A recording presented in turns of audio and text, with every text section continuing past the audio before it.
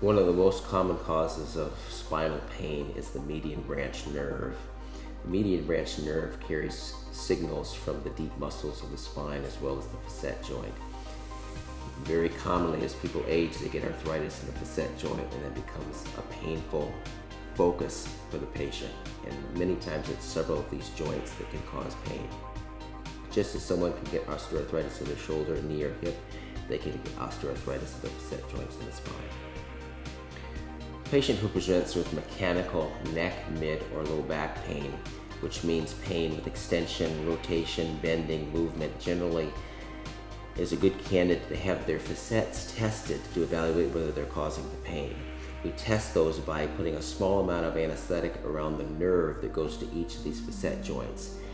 Generally, there's more than one facet joint and nerve involved, so we'll inject several of these at one time to evaluate the patient's response to the anesthetic.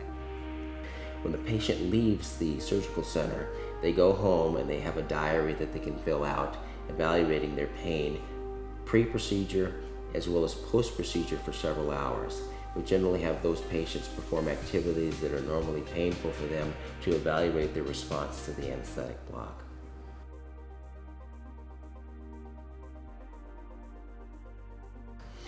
If the patient obtains significant improvement for several hours after the injection of anesthetic around the facet joint nerves, we discuss radiofrequency ablation.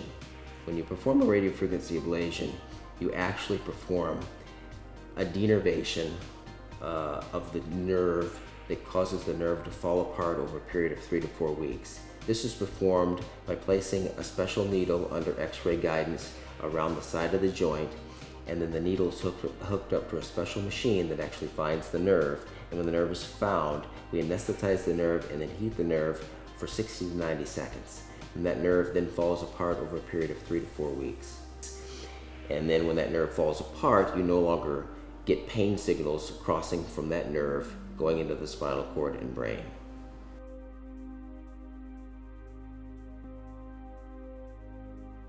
After a radiofrequency ablation or RFA is performed, many times the patient feels very good for a few days because we generally add some anesthetic and a little steroid to the procedure.